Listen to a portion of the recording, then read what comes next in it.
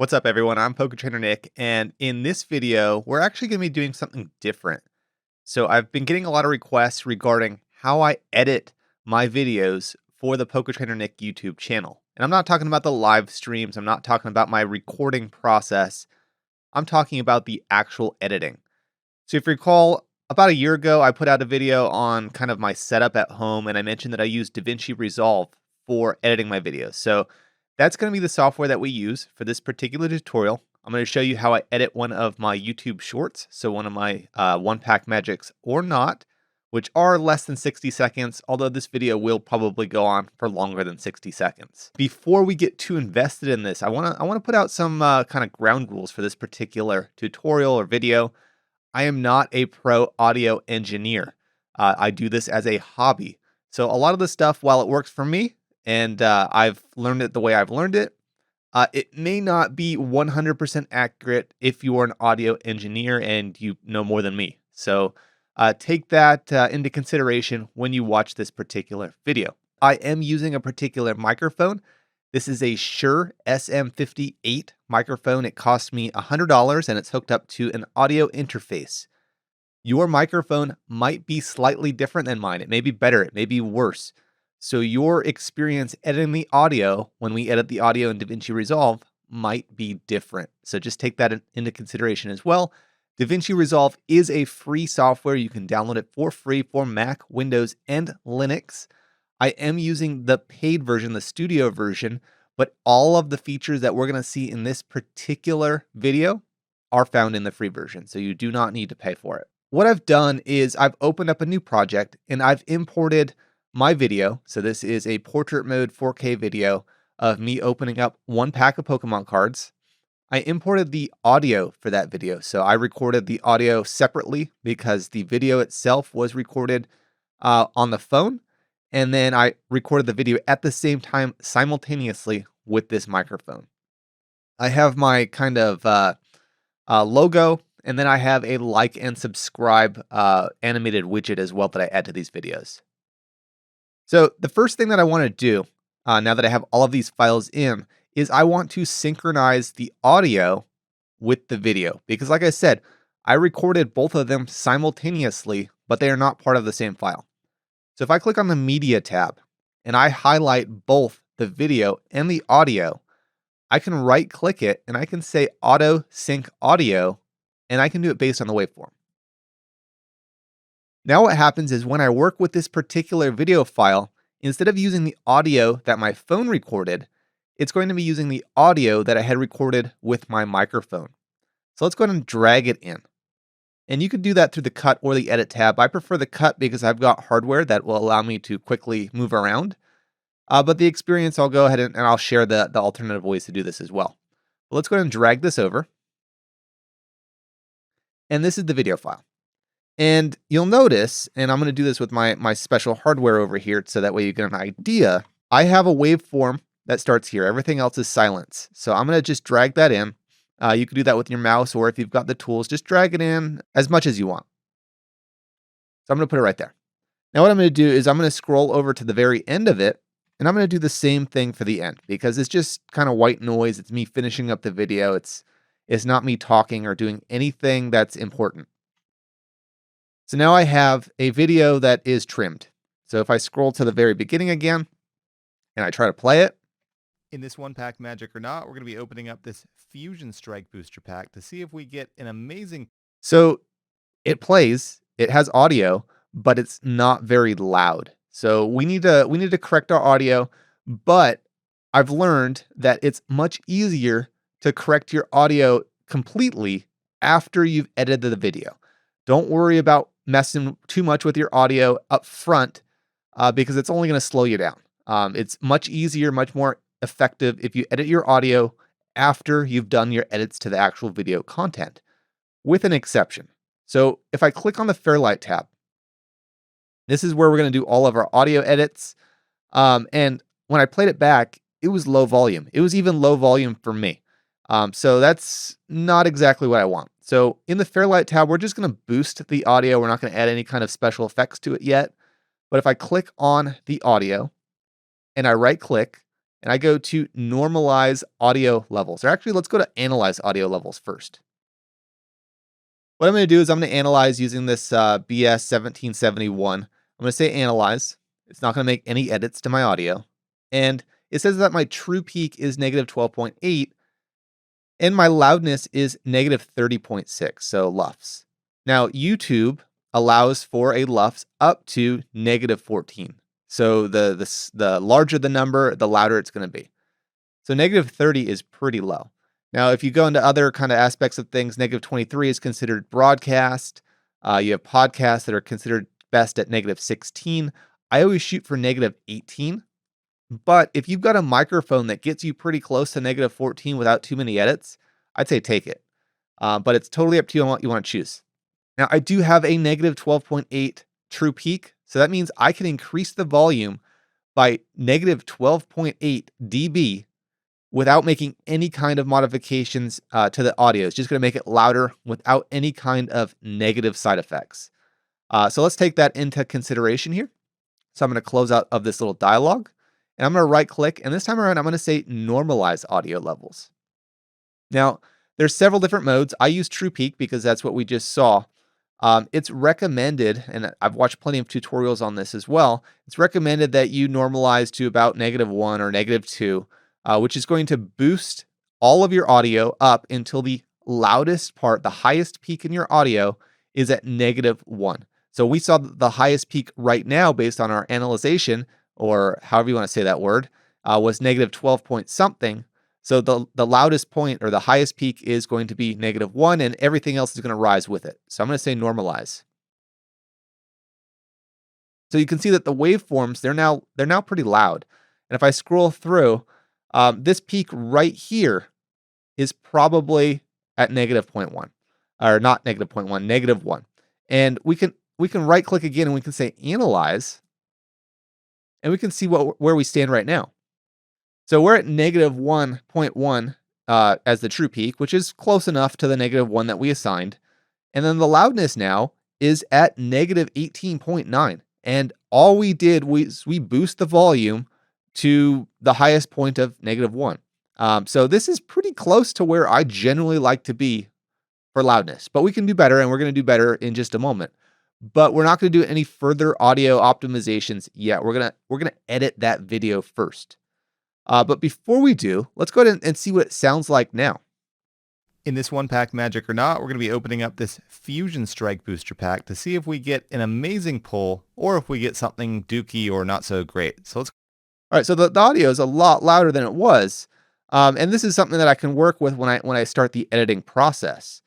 So let's go back into either the Edit tab or the Cut tab. I'll start with the Edit tab because I know a lot of you might not have the hardware that I'm using, and that's perfectly fine. And you don't even need the hardware to be in the Cut tab. I'm going to zoom in on the timeline slightly. We've already trimmed off the beginning and the end, so let's scroll through and make some edits. So I know that if I play my audio and crack it up and see what we get, I stop in the middle, because that's when I actually do the pack opening. And I usually cut that from my videos because, one, I'm trying to get to 60 seconds or less, and two, it's white noise that people probably don't care about. And if I look at the top right of the screen, this is my actual duration of the video. So actually the top left, sorry. So the actual duration of this video is 1 minute, 10 seconds and 4 milliseconds. So I have to shave off 10 seconds from this video to make it an actual YouTube short. And that's where the middle part is actually going to come into play. So what I'm going to do is I'm going to split it right at the beginning here. Right where my hand goes over, I'm going to split. And there's different ways to do this. You can use the slice tool. You can use the keyboard shortcut, which on Mac should be Command/. Or if you've mapped it like me, I just use the S key, and you can map it inside of your preferences. Or if you've got the hardware keyboard, you can just hit the split key. So let's go ahead and split it right there. So that's kind of where I wave over it. And then I open it, and I'm going to zoom in actually right here. So that way it kind of gives me that cool kind of effect. So I'm going to split it right there. I am going to click on the clip that happens before it, And I am going to do a ripple delete. So if you're on Windows, hit the actual delete key. If you're on Mac, go ahead and hit the command delete, because if you just hit backspace, this is what happens when you hit backspace. It leaves a gap. So if you hit the delete key, though, it's going to move everything to the left. So now we have everything is moved over, and let's see that effect. So let's go ahead and crack it up and see what we get. Good enough.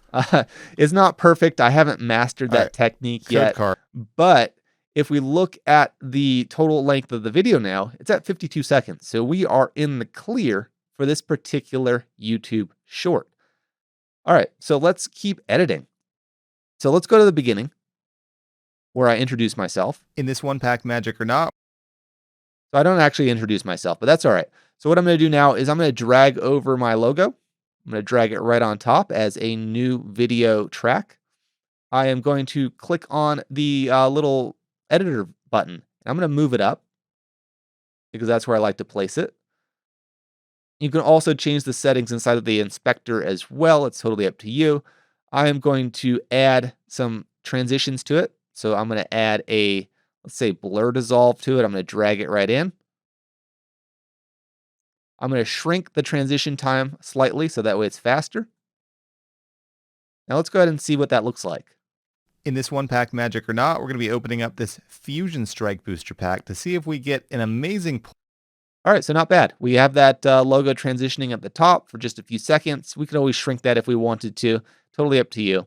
Let's go ahead and go to the very end here. Go ahead and hit that like button. And this is where I make the call out to do the like and subscribe. So what I'm going to do is I'm going to drag this over. This is something I had purchased online, this little transition. So I dragged it over. Let's go ahead and I'm going to just go into the middle of it and do that same technique. I'm going to make sure that's selected. I'm going to drag it up just to the top, but it doesn't have to be perfect. But it's totally up to you on how you want to do it, if you're even doing something like this. I'm going to go back a bit and I'm going to play it, see what it looks like. 9, not great. We've pulled several of these already. Go ahead and hit that like button and subscribe to this channel on your way out today. It would be appreciated. All right, perfect. So I'm going to save it. So now that I've got it saved, we've got it clipped up. It's less than a minute. We've got our separate video track for the intro text as well as the like and subscribe. Now what we can really do is we can go to the audio. I'm all right with how everything else turned out.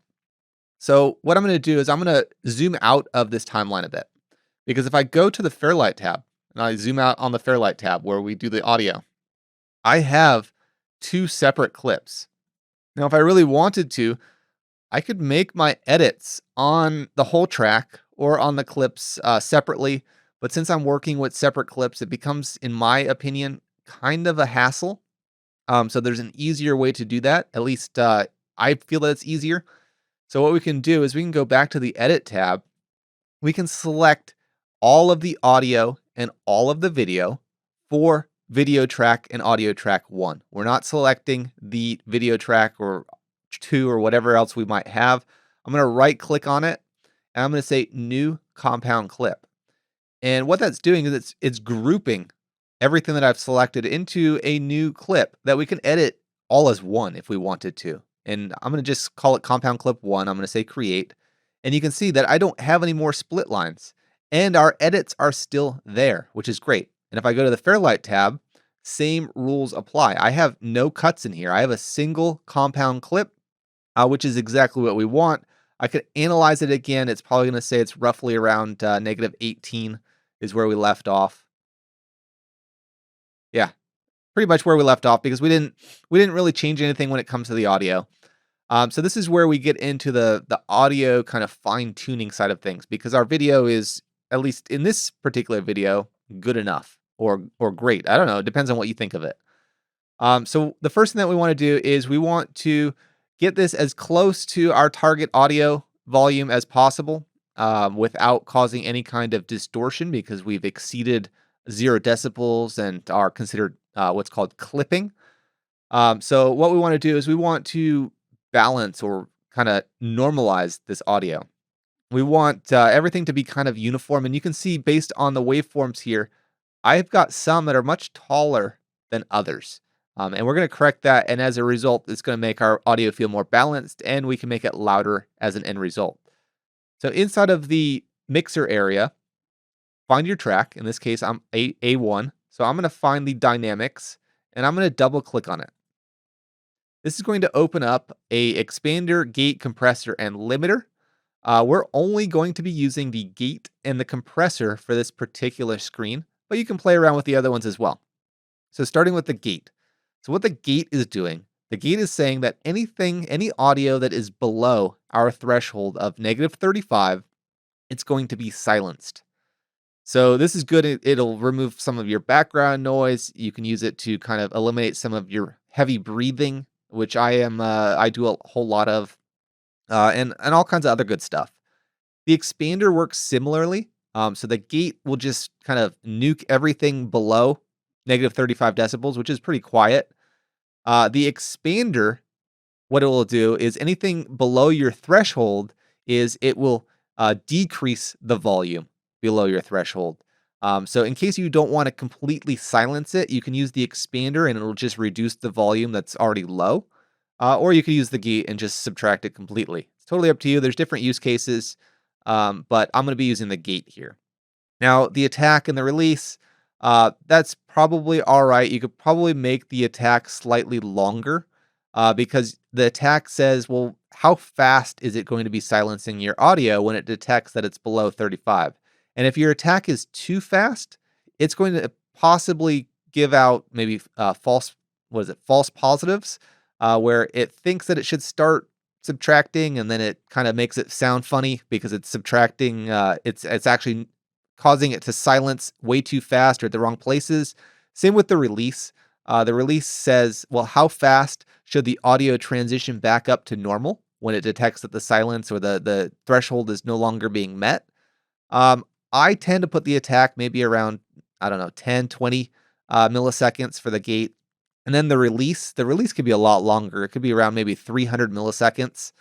Will make it sound more natural and you'll still get that positive effect. The compressor, what you're saying is if the audio peak is above a certain threshold, then you should start squashing it down. And if you look at our timeline, we have some audio that is quite high. Remember where our true peak is at like -1.1, so it's fairly high for our highest point. Now, what you should do for the threshold is you should probably find where your average point is, your average volume, and maybe set it slightly above. We can play around with that value. It's totally up to you. The ratio is how aggressive you want the compressor to be. You probably should not make it higher than 3 to 1 ratio, because what you're saying is for every 3 decibels that is over the threshold, it's going to be brought down to 1 decibel over the threshold. So if I'm at -15 and I have a peak that is, let's say, -12, so 3 decibels over, well, that -12 is now going to look more along the lines of -14. So it's brought down. You can do the math. My math might be wrong, but it's brought down a little bit. And the higher you are, the more you are beyond that threshold, the more subtraction you're going to see. So it's going to be good for your highest peaks, and it's not really going to affect anything that's lower than that. And if it's lower than the threshold, then it's not going to kick in at all. What we're going to do is we're going to set the attack to very fast. So as soon as it detects that something's too loud or if something's wrong, it's going to kick in immediately. The release, I usually set it to about around the 60 area, 60 milliseconds. And let's go ahead and see what it sounds like right now. In this one pack, magic or not, we're going to be opening up this Fusion Strike Booster Pack to see if we get I don't know if you noticed it, but the first bar was kicking in because it was silencing some of the audio because the gate was kicking in. The second bar, you'll notice that it was being triggered because it was actually doing compression at those points in time. The limiter we're not going to use. We're going to use a different limiter, not the one that's baked into here. What you could do is you could do makeup gain. Because you're using the compressor and you're doing a 3-to-1 ratio, your overall volume could be raised up, and you could do the math. So if you want to do some simple division to do makeup gain, you can. But we're going to rely on the next limiter to do that for us. So let's go ahead and leave that as is. Now what we can do is we can add some FX. So let's go ahead and go into uh, the FX area, and we're going to say add.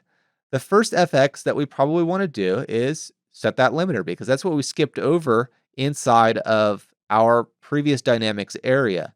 So I'm going to go to dynamics inside of FX, and I'm going to choose this particular limiter. And the reason why we're using a different limiter is, from what I found, the limiter inside of the dynamics, it doesn't actually increase the volume. So what we want to do is we want to make our volume as high as it possibly can, but also prevent it from exceeding that negative 1 dB, which is our preferred case, but really prevent it from exceeding 0, because anything above 0 will sound terrible.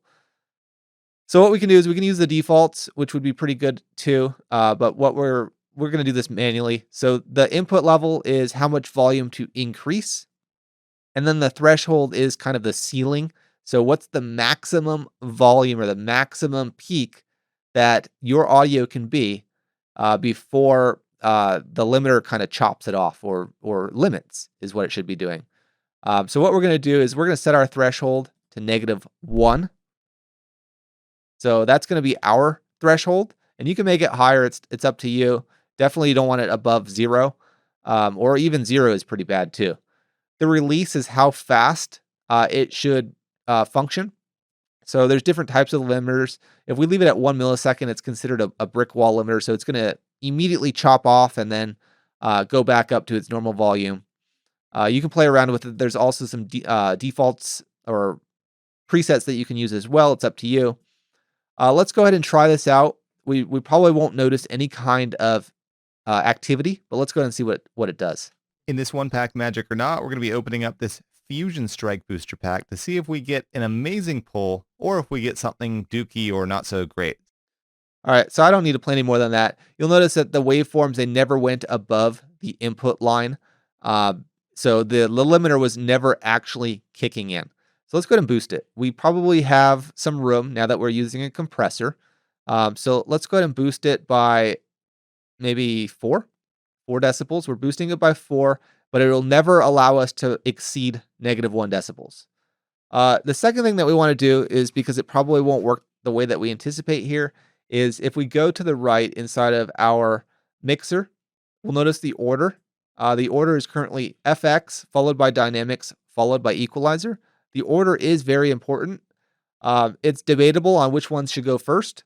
I like to put my EQ first, which we'll see later. I like to put my dynamics next, followed by my FX. So let's go ahead and switch it over to that. So now that I have my order in place, so the limiter is going to happen after my compressor for sure this time. I'm gonna actually just boost it up real loud. Let's boost it by 7. I don't know if it'll kick in by then. We'll check it out. Let's go ahead and hit play. In this one pack, magic or not, we're going to be opening up this Fusion Strike Booster Pack. All right, I don't think I was aggressive enough to prove my point, but let's maybe make it 11. Let's go ahead and make it 11, and we should see some reduction here. We should see some stuff going above the line, but ultimately, if I click reset here and I look at the loudness meters, it should never go above -1 decibels or somewhere around there. In this one pack, magic or not, we're going to be opening up this Fusion Strike Booster Pack to see if we get an amazing pull. So the volume did increase. We noticed a little bit of reduction. The control room over here says that we stopped at -0.9, which is pretty close to our -1 decibel threshold. So it got louder, but it started chopping off some of the peaks at the top. And that's really what a limiter is supposed to do. You're just supposed to limit it from exceeding a certain ceiling, which in this case is -1. And it's supposed to be able to boost your volume up. You're able to boost your volume up without introducing too much new distortion into your track. And we can play around with this as well. It didn't seem like we were chopping off too much. I'm probably going to lower it to maybe 10. Should be fine. And we're going to proceed to the next step. So the next step, and this is something that Maria and Erica make fun of me about all the time, is when I say certain words, I sound like a snake. So I often say subscribed, and they make fun of me. They go, subscribe. So there's a way to actually fix that or reduce that. So that way your S's are not as harsh as mine. So what we can do is we can go to effects, and we can go over to restoration. We can go to Fairlight FX, and we can click on that De-Esser. So this is the De-Esser. So it's already picked out a frequency range where S's tend to be more harsh. And before we actually use it, you'll notice in our FX lineup here, it says limiter, then De-Esser. This is another scenario where order is very important. We want the limiter to be the last item in our FX chain. So we want the De-Esser to be first, and right now it's not. So if we click on the track, we have to click on the actual track, not the clip. And then we go to our inspector. We can click on effects, and we can move the De-Esser up top, and then the limiter will follow. So with that in mind, let's open up that De-Esser settings again, and let's play it and see what kind of positive effect it's had on us. In this one pack, magic or not, we're going to be opening up this Fusion Strike Booster Pack to see if we get an amazing... So it may not be completely obvious that it's actually doing something, but the reduction says that it is. So it's supposed to be subtle. It's not supposed to be like a drastic change in your S's. So having it is better than probably not having it at all. So let's go ahead and finalize things. Let's go ahead and look at the EQ. So this, you may or may not need it. I find that based on my room and based on the particular microphone, I use it a little bit. So what I can do is I can go to the EQ inside of my track and double click it. You get some bands here. There's some things that you can do to kind of make a little bit of difference. So for one, and I'll actually enable band 1, is you can add what's called a high pass filter. A high pass filter will minimize, reduce, or remove anything below a certain frequency range. If you're doing dialogue like I am in these Poké Trainer Nic videos, you don't need to hear anything below, say, the 100 or 105 frequency spectrum range, because a lot of anything below tends to be like a rumble or a noise or super bassiness that really doesn't make a whole lot of sense for this particular scenario. And then band 6 is a low pass filter. So that I generally set it to around -8, not negative. I usually set it to around 18,000 or 18K. It doesn't really matter, somewhere around there. Some people like to set it around 14,000. It's up to you. Anything above that are frequencies that you don't really need in your mix. You can add some bands as well. You can do subtractions and get more fine-grained into it. It's totally up to you. Remember, our order of operations is EQ, Dynamics, FX. So let's go ahead and see what it looks like. In this one pack, magic or not, we're going to be opening up this Fusion Strike Booster Pack. So you may not even notice a change. And that's all right, because you don't want big changes. You want it to be subtle. So we made some adjustments to the audio. We've done far more adjustments to the audio than we did the actual video. But we don't really know what our audio is coming in at. We know that it's not going to exceed negative 0.1, or we know that it's not going to exceed -1, but we don't know what the LUFs are. We don't know the actual target loudness is, which is a calculated formula based on the lows and the highs.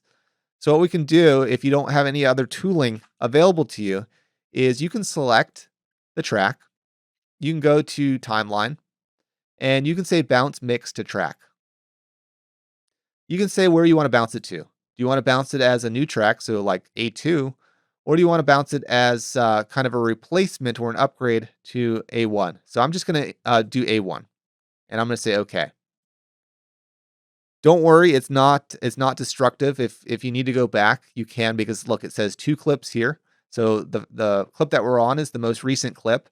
You'll notice that the waveforms did change in this particular example because it took all of our FX and all of our normalization, combined it into a new audio track, so that way we can see it visually. If I wanted to, I could right click it and I can say analyze audio levels. Look, we're at negative 0.9 dBFS, which is great, and we're at negative 12.3 LUFs. So we've exceeded what YouTube is going to allow. And we probably don't want to do that, especially if we look at our waveforms here. Some of them look kind of flat, so we probably were too aggressive in certain areas. So what we can do is, if you really wanted to, you can go to your view and you can say show audio track layers, and you can pick which ones you want to keep. But I just have a keyboard history, so I'm going to say undo. So I just did undo, and I'll go ahead and hide the audio track layers. So I know that the limiter is where I'm having my issue. I'm a little aggressive on that limiter. So what I'm going to do is it was at negative 12 point something. I'm going to maybe reduce it by 2 decibels for the input gain. That'll probably be better. So what I'm going to do is I'm going to go back. I am going to say that I want to bounce mix to track. I'm going to bounce it to audio 1. The waveforms, they're looking a lot better now. Let's see what it looks like when we analyze. So we're doing better. We're still a little on the high side. So YouTube, they're not going to penalize us or anything, but they are going to reduce our volume. So if we know that they're going to reduce our volume, why not reduce it on our end so that way we don't have to suffer from any kind of audio compression issues and things like that. So let's reduce it just slightly more. Like I said, I target negative 18 typically. So the fact that it's at negative 13.7, it's pretty far from where I target. But we can target negative 14 if we want. Let's go ahead and undo once more. I'm going to go back to the limiter. I'm going to change this. I'm actually going to make it, let's say 6. I'm going to increase the volume by 6. It's never going to exceed negative 1 decibels, and the release is going to be quite fast. I'm going to save it. I'm going to bounce it. I'm going to bounce it to track 1. All right, the waveforms are looking a lot better now. They're not flat on the tops anymore, which is good. So I'm going to go to Analyze. We're going to see where we stand. All right, negative 15.6. You know what? I'm happy with that. I'm not too upset at all about that. And we can actually test it out. Let's go ahead and hear what it sounds like. So actually, rather than testing it out, because if I test it out right now, I still have all of these audio effects on track 1. Let's go ahead and undo, and we're gonna send it to track 2 instead. So that way we can just mute track 1. So let's say new track. I'm gonna say okay. We have a new track here. We have our old one on top, our new one on the bottom. Let's go ahead and mute the top one because A2, our track 2, doesn't have any effects applied because it already took in the effects that we had on track 1 when we did the bounce. In this one pack magic or not, we're going to be opening up this Fusion Strike booster pack to see if we get an amazing pull or if we get something dookie or not so great. So let's go ahead and crack it open and see what we get. So this worked out pretty well. So we were able to do our boost. We're roughly around, we're in the range that YouTube prefers as far as audio. Now, that's kind of all I do when it comes to editing these videos, whether it be a one pack magic or one of my longer form videos where I do pack openings and things like that. I just want to reiterate a few things here. So we're using Davinci Resolve. Everything that I did in this particular tutorial can be done for free. You can use the free version. The microphone, I'm using a $100 Shure SM58 microphone in this example. It is connected to an audio interface. The results that you see in your editing will be different than mine for audio because every mic is going to create different waveforms. It's going to sound different. You're going to have to do optimizations based on whatever works the best for you. When I added the media, remember I synchronized the audio and video track just by selecting both of them and saying sync audio by the waveform. In the editing, you can do it from the cut or the edit tab. Remember I said do your edits to the video first. You'll thank me later, but you can boost the volume prior to editing. And I'm saying just boost it by normalizing. So normalizing the true peak, very important, true peak to -1. We're not doing any audio editing beyond that before we actually start editing that video. Once you feel like your video is edited, you've cut it up, you've added your other video tracks, then you can spend the rest of your time in the Fairlight tab and do your tweaks. You can add your De-Essers, your limiters. You can play around with the dynamics, the EQ. Order is very important. Pay attention to the order that you're using. Again, I like to use the EQ first, followed by the dynamics, which would be the gate and the compressor in this example, followed by the De-Esser and the limiter. You could add other effects as well. It's totally up to you. Pay attention to the analyzing and the normalizing for the loudness. Make sure you're targeting whether that be YouTube or something else. Don't be too aggressive. Don't be more aggressive than you need to be when it comes to boosting your volume and editing, because at a certain point, it's going to sound unnatural and it's going to mess with your head. I've got a bunch of microphones. All of this messes with my head all of the time. But hopefully this can put you on the right track. When you're done, you can just hit that deliver tab and export it. And really, you're good to go. There's not much more to it.